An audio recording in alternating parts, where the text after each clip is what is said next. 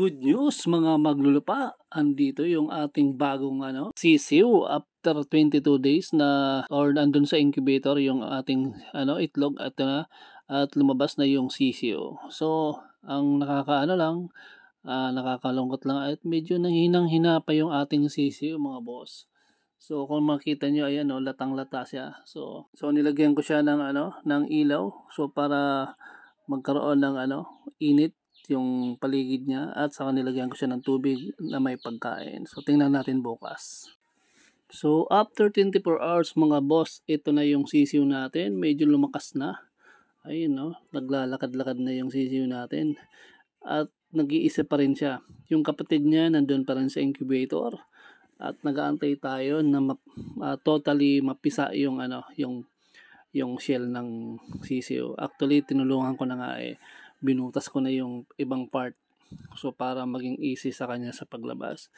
So kung nakita nyo yung sisiw natin mga boss, malakas na, hindi na kagaya kagabi na medyo latang-lata siya at hinang-hina at nakadapa at hindi walang ingay na ginagawa. Ngayon maingay na to so nag-iingay na yan mga boss, kaya nakakatuwa naman. So ayan, sana tuloy-tuloy na yung ang kanyang paglakas.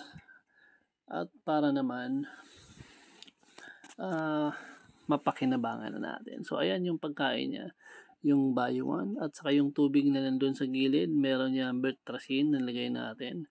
So para antibiotic yan So para iwas sakit yung iwas sipon, yan yung manok natin para tuloy-tuloy yung kanyang paglakas.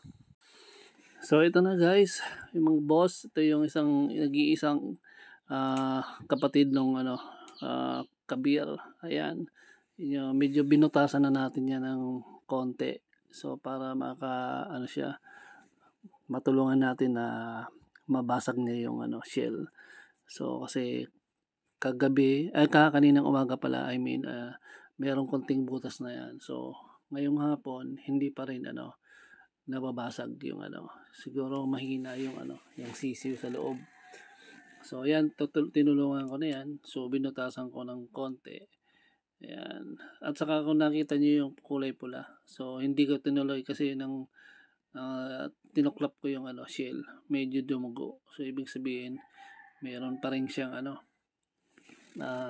connected sa kanya. Hindi pa rin talaga totally makakalabas yung kasi may dugo pa Hindi ko lang alam kung bakit. Hindi tayo eksperto. Pero sa mga oras na to, ayan, nang tinaray ko na tuklapin yung shell, so dumugo. May lumabas sa dugo. So hininto ko muna. So pabayaan ko na lang siya na siya na lang ang magbukas ng shell niya. So ayan, nakita nyo yung mga native chicken yan. Pero ang father niya is kaber. So unlike dito sa isa, kaber talaga yung mother. So yung mga nasa taas, native yan, at ang father is kaber. So sana lahat yan ay maging sisiw. So andito na yung ating sisiw na kaber. This is already 11 days old. So ang lakas-lakas niya na. After nung nakita ko sa inyo yung sisiw na to, nung mag-hatch siya, so hinang-hina siya nung time na yun. So ngayon, eto na, after 11 days old, ang lakas niya na. At ang lakas na rin kumain. Ayan nag-iisa lang. So doon sa 10 na itlog na nilagay ko, 8 native at saka 2 kaber. So isa lang ang nabuhay doon sa incubator. So ito yun. Itong kaber lang na ito ang nabuhay. So lahat ay hindi nag-hatch. Dahil yung reason ay yung isa na kaber ay namatay at saka yung 8 ay walang similya.